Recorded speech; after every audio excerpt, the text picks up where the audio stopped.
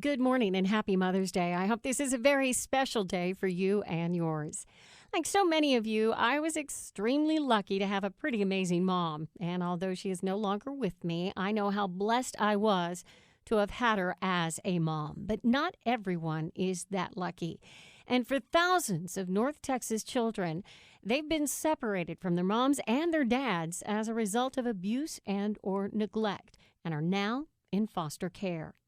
The month of May is Foster Care Awareness Month, a time to recognize that we can each play a part in enhancing the lives of children and youth in foster care. And one way to do that is by becoming a CASA volunteer. CASA, Court-Appointed Special Advocate. So this morning, we're going to highlight the work that CASA does. I'm here with Kathleen LaValle with Dallas CASA, Court-Appointed Special Advocates, and also Angela Lewis, who is a volunteer advocate with Dallas CASA. Kathleen, what is CASA? CASA stands for Court-Appointed Special Advocates, as you said, and it's an organization of community volunteers who are court-appointed to represent children who, because of abuse or neglect, have been removed from their homes and have come into state protective care. Could you tell me a little bit more about the children that you serve? Sure. The children that we serve are any children who were Dallas residents at the time Child Protective Services removed the children from their home because of safety concerns. And those children come into care, and they'll sometimes go into a foster home, or they may be in a relative placement or a group home. But what they have in common is that they've all been the victim of severe neglect or abuse, physical abuse, emotional abuse, sexual assault. And so the children come into care, and we are appointed to look after the best interests of those children as they navigate through the very complicated child welfare process. Who is the typical volunteer for CASA? Well, fortunately for us, there is no typical volunteer. The profile of a CASA volunteer is not a single profile. We are fortunate that we have a great distribution of volunteers across age brackets, for example. So anyone 21 years or older can apply to be a CASA advocate. And we have a great distribution among different age groups. So we have the same percentage of advocates who are in that 30 to 39 bracket as we do over 60. So it's the majority of our volunteers are full-time employed, and they come from every profession and background you can imagine. Angela, you are a volunteer advocate. So what is the official role of a CASA volunteer after they're assigned to a case? After a CASA volunteer is assigned to a case, their main role is to speak on behalf of the child in court. So they'll gather with everybody in the child's life, from the foster care placement to teachers to school nurses, and really assess the needs of that child and report back to the court what is best for that child, both in terms of short-term placement and long-term placement. Can you tell me a little bit about how volunteers make a difference on their cases? Sure. A lot of times, a CASA volunteer is the only consistent person on a case for a child. So the child may change CPS workers a couple of times, the child may change attorneys a couple of times, but the CASA worker is always that consistent one face for the child. So the child gets to know the CASA worker and really build trust with the CASA worker so that we can best assess the child's needs. And the consistency that CASA provides also gives the judge greater insight into what's really best for the child. Kathleen, the children CASA volunteers work with have been removed by the state because they were endangered at their home. They're then placed in foster care until they can reach a safe, permanent home environment. So why are CASA volunteers essential in this process? The CASA volunteer is essential because the judge needs the best information, the most current and comprehensive information that can be gathered in order to make those critical decisions that will be made throughout the process while the child is in protective care. And so what the CASA volunteer brings to this role is the ability to be the eyes and ears for the court, to really understand completely the circumstances of the child, to know whether, for example, the temporary placement is appropriate. Is the child protected from further harm? And if it is not possible for the child to go home, then that CASA volunteer has that critical role of making a recommendation of the best option for the child to grow up in a safe, nurturing, and loving environment. How did CASA as a concept get started? CASA began as an idea of a judge in Seattle who would hear case after case and listen to the same cookie cutter recommendations come from the caseworkers and the attorneys about what services and therapies would be beneficial to the child. And he finally said, that's not good enough. I need to know more about these children and what their needs are. And so he went out and recruited 50 volunteers from his community and assigned them to the cases and said, your job is to look after the best interests of the children. And so that's how it really all began. And we were very, very fortunate here in Dallas because there was funding for 3 pilot programs in the entire country, and Dallas is one of those. And so we're very proud of the fact that Dallas CASA is 35 years old. We're the oldest program in Texas. We're the largest program in Texas and one of the largest nonprofit CASAs in the country. So Dallas CASA has been around for 35 years now. How does it benefit our community? It is a tremendous benefit to our community because when you hear these stories that just make you enraged and you feel that sense of outrage when you hear that a child has been harmed and you want to be able to respond, you want to be able to do something. Becoming a CASA volunteer or supporting Dallas CASA in some other way gives you that chance, that channel to be able to help the children so that you don't feel quite so helpless. You're not just sitting on the sidelines. I like to talk about it as a therapy for the community, and you can see it being experienced even today. We just had a very recent court decision that found the foster care system in Texas to be unconstitutional as to children who were in foster care for more than a year. And I'm looking at all the blogs and the Facebook pages and the media accounts, and you see the community is up in arms and wants to be able to do something. Well, they can do something today, and that is to look into becoming a CASA volunteer. So who can be a CASA, a court-appointed special advocate? You have to be over 21 years or older, so that would be the first criteria. And then you have to go through an application process, so we check references, of course, and we do background checks to see if the applicant has had any kind of history with CPS or there's been criminal activity. This is a really unusual role. You are really being placed in a position of trust. The children have already been traumatized, victimized. And so we do our very best to make sure that the volunteers who will serve these children will serve them well. So we go through that background check, and then they also go through a very rigorous training program. Does one require a legal or a social work background to be a CASA? Absolutely not. In fact, we have volunteers from every possible background and profession, and experience, and education. We will be able to train any applicant in the process of being a very effective advocate in the court. And I think it's important to know that as significant as the role is in representing the child's interests at hearings in front of the court, so much of what a CASA volunteer does that is so beneficial happens outside that courtroom. So it's as Angela was talking about, getting to know those teachers, getting to know the foster parents. So there's a lot of work that's done outside the courtroom. My guest once again, Kathleen LaValle, the Executive Director of Dallas CASA, Court-Appointed Special Advocates, and Angela Lewis, a CASA volunteer advocate who works with foster kids. Angela, as a volunteer advocate, how did the training help you as a volunteer to advocate for the children that you serve?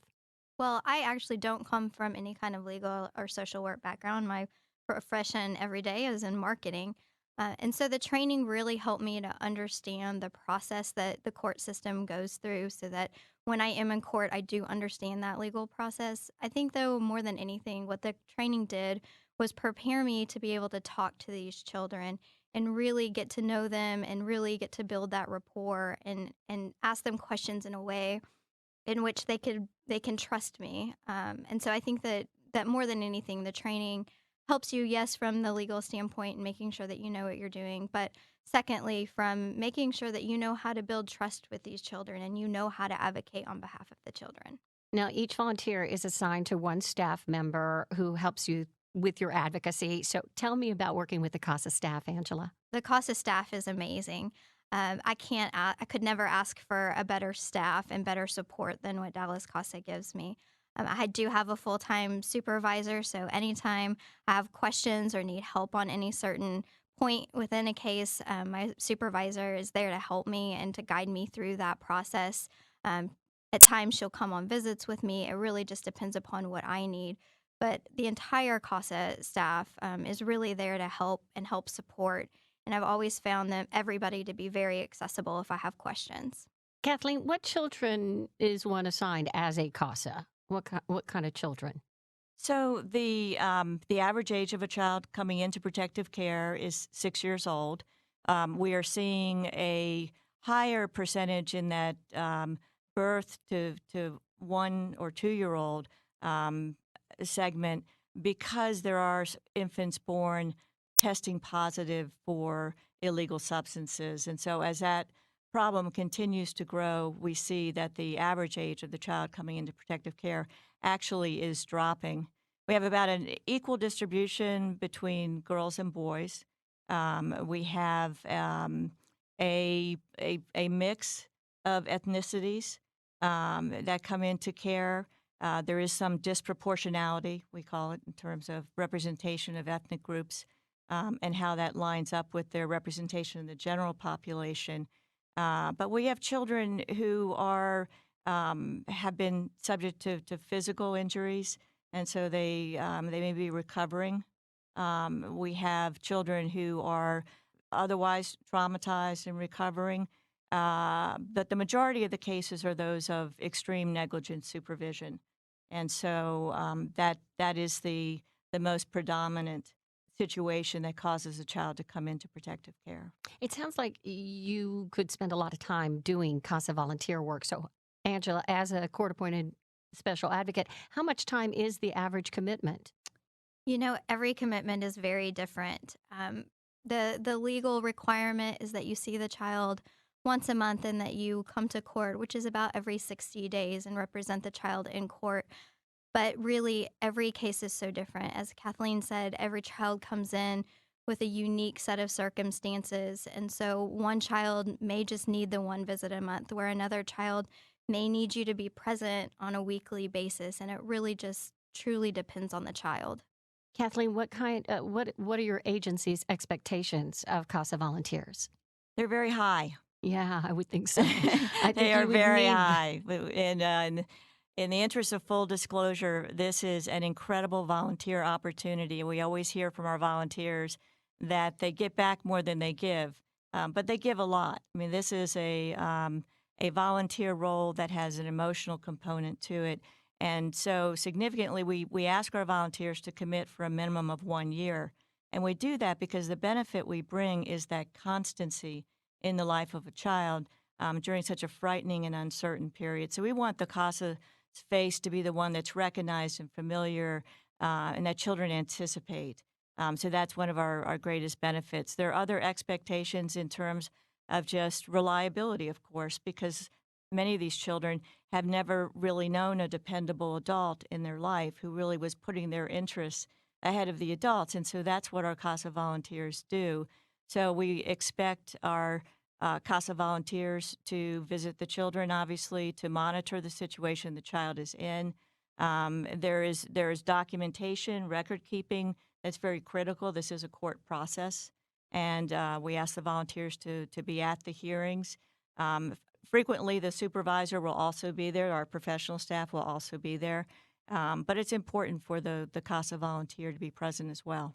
What kind of support does CASA give to its volunteers after they are assigned a case?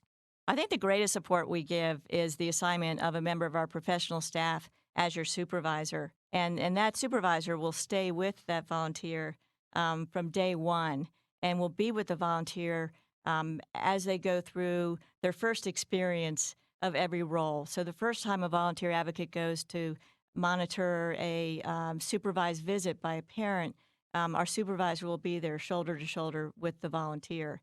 And that kind of support continues for as long as it is necessary to have the volunteer be comfortable. We do have some more tenured volunteer advocates, some going into their 20th year, who are much more autonomous. But we definitely provide that wraparound support for whatever length of time the volunteer requires. And we also offer significant continuing education. And so we frequently have evening events, lunchtime events to learn more about particular aspects of the child welfare system. You mentioned a 1-year commitment. That's what you asked for from your volunteers. Why is that commitment so important? Under the law, the judge has 1 year to make a decision about whether it's safe for the child to go home. And we think it's a victory if the child can go home. I mean, that's what you want for these children, if that's possible. But we want to make sure that they're safe and protected. And so within that 1-year period, the judge makes a decision, we call it a permanency decision, about whether the child can go home. And if they can't go home, and we probably know that before that 1-year mark, our CASA volunteer advocates are actively looking for relatives, close family friends, who might be able to take permanent custody of the child and ultimately might even be able to adopt the child. So it's very important to have one constant figure during that 1-year period. There are a lot of important decisions being made that are critical, not just to the child's present, but to their future. Angela, I'm sure this volunteer work as a CASA volunteer advocate can be frustrating at times. So, what keeps you going? You know what really keeps me going is just the knowledge that you are making such a difference in a child's life. Every single hour I spend at CASA is an hour that really, really is making a difference to another human being. And I think that more than anything keeps me going. I think that all children deserve a safe and healthy start. What decisions they make as adults are their own responsibility, but it's our responsibility when they're children. There is no such thing as other people's children. They're our children, and so I think that's what keeps me going. What impact do you think a CASA volunteer has on a case and the child involved? The impact a CASA volunteer has on any given case is huge. As Kathleen mentioned before, a lot of the work that a CASA volunteer does is outside the courtroom. You may only stand in front of the judge for 2 minutes every 60 days. But in between that time, you're making sure that those children are safe. You're advocating for them to get the type of education they need. A lot of them are behind in school or developmentally behind. You're making sure that they have just basic necessities, that foster mom is equipped with something as basic as diapers and formula if she needs help with that. So you're making, like I said, you're making a big difference. Every single hour you spend is really truly impacting that child and the quality of their life. Do you have an example, Angela? Yeah, I sure do. I think the example that touched me the most was my first CASA case. This young little boy came into care. He was about a year old. And when he came into care, he had been severely, severely neglected. The child was very behind developmentally. He was very sick. Everything from testing positive for TB to needing treatment for severe ear infections. And this case went on much longer than what CASA likes, definitely longer than what the court system likes. And throughout the case, there were various challenges because when a child comes in that neglected, they do need a lot of extra attention and a lot of extra care. And it was a lot of hours for me. It was a lot of hours for me in doctor's offices with him. It was a lot of hours for me trying to find a permanent home for him. And we got to the point where we were making the decision to put the child up for adoption. And out of the blue, a family member called me of this child called me and said that she had heard at a family reunion there was a child in her family up for adoption, and she just wanted to know, is it a boy?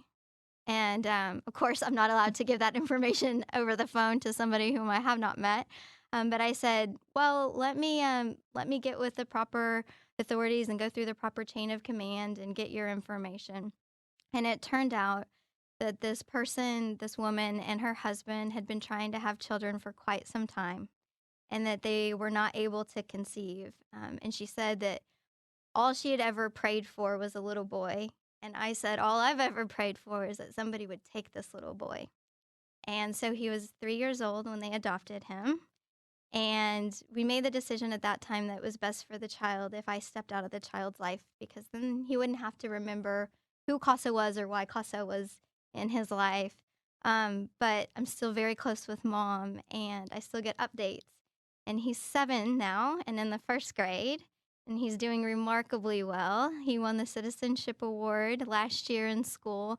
And I was joking with my supervisor at CASA and with his mother that I thought that was a very, very perfect first step on the way to being president of the United States. But he's just such a darling child, and every hour that I put in, every minute that I put in helped him come to a solution where he can be in a place that he can win a citizenship award from a place where he couldn't walk or crawl or talk or read or do really anything on time. Just such a fantastic result. And this was your first case? It was my very first case. At any point did you say, this is more than I bargained for? At a few points, it was more than I expected, but I don't think got to the point where I felt like it's more than I bargained for or that I couldn't do it. My supervisor was incredibly helpful in guiding me along the way. And every time I thought that maybe this was a little bit hard, I just thought about how hard it must be for this 1-year-old child to have been in the situation that he was in. And if he could tough it out, so could I. How long have you been a CASA volunteer now? I've been a CASA volunteer for 4 years. I've had 4 cases and 7 children. So sometimes you take sibling groups. So 4 cases and 7 children. And I'm sure Kathleen wishes she could clone you. I absolutely do. I mean, Angela has such passion for this. She really is one of those who was born to do this. And we're just so grateful for her commitment and her compassion. Once again, my guest, Kathleen LaValle, the Executive Director of Dallas CASA, Court-Appointed Special Advocates, and Angela Lewis, a CASA volunteer advocate. It is Mother's Day today, but this month, the month of May, is Foster Care Awareness Month, a time to recognize that we can each play a part in enhancing the lives of children and youth in foster care. And there are so many agencies here in North Texas doing their part, but this morning we are highlighting the work that CASA does. Kathleen, what happens when a child stays in foster care until they turn 18? How do they cope in society? Well, it's a very good question, and unfortunately, it has a unsatisfying answer. And I know my own young adult children won't mind me saying this, but when you're 18, you're not necessarily ready to take on the world, and so it is heartbreaking that children come out of foster care. We call it aging out at 18, and are then left essentially on their own. We try to do everything we can, and other organizations help as well, to teach those children, those youth, the kind of skills you need for independent living.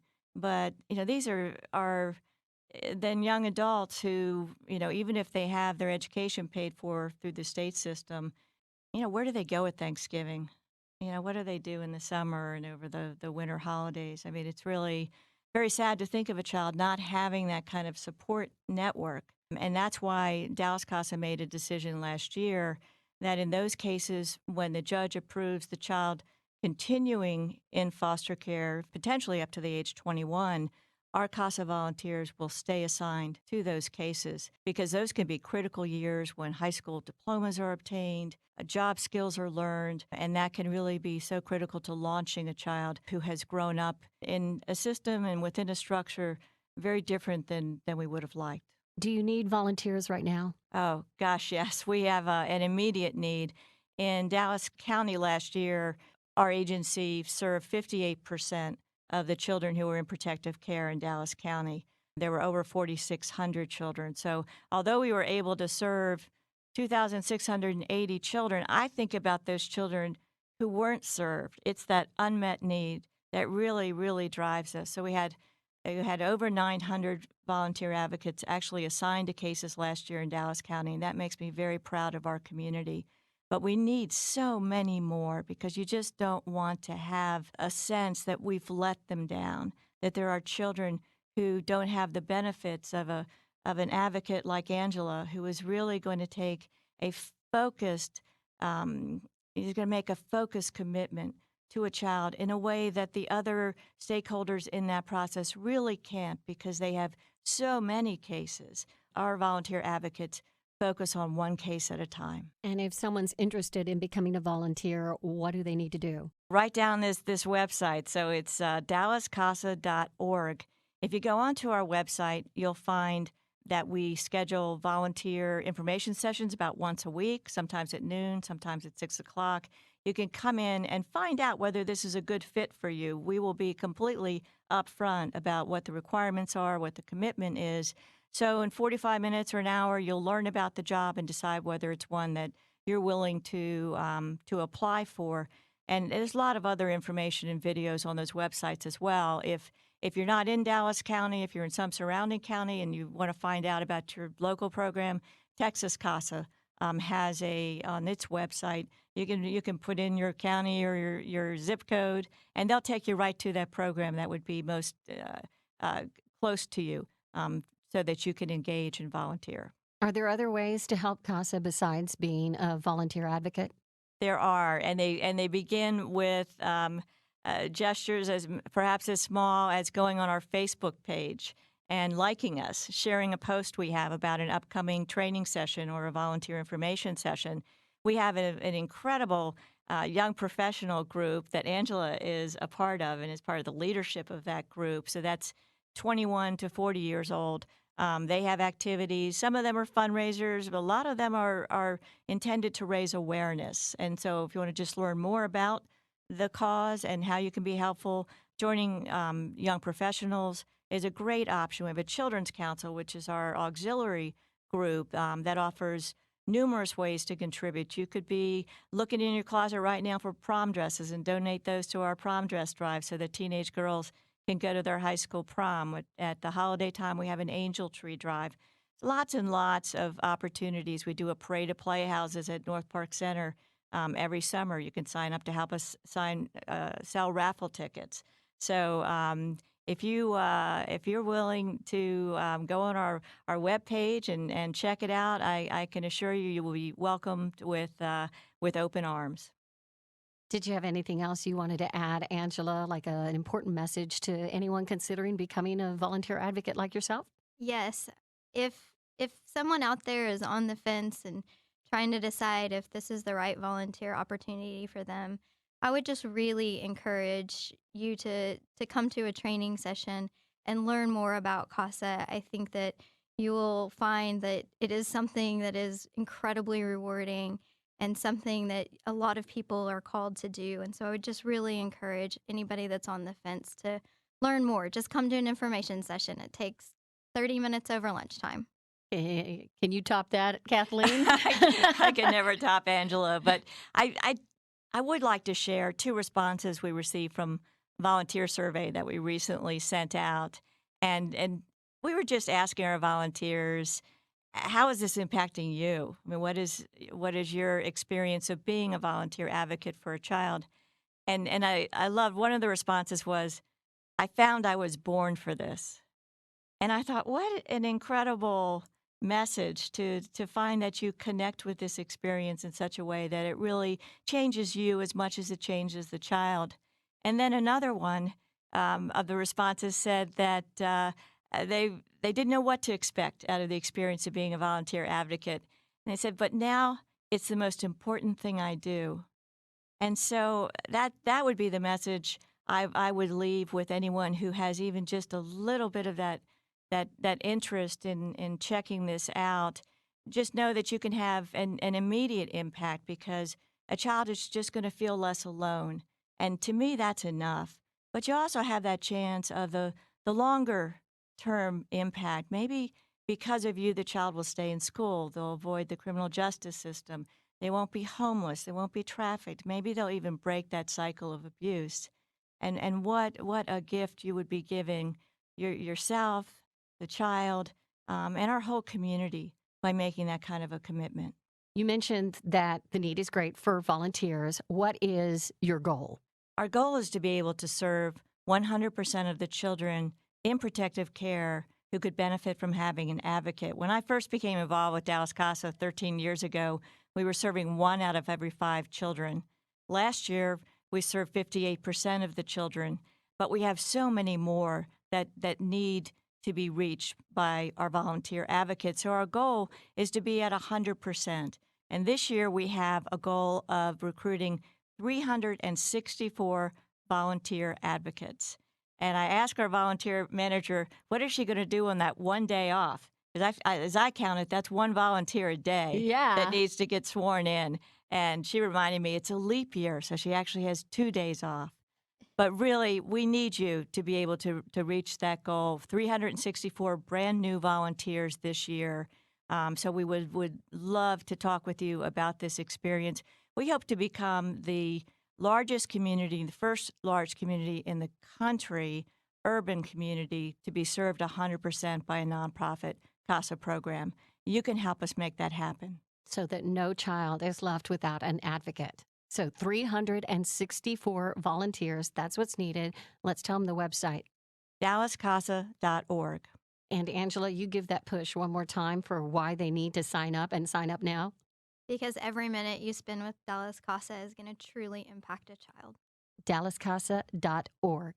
Kathleen LaValle with Dallas CASA and Angela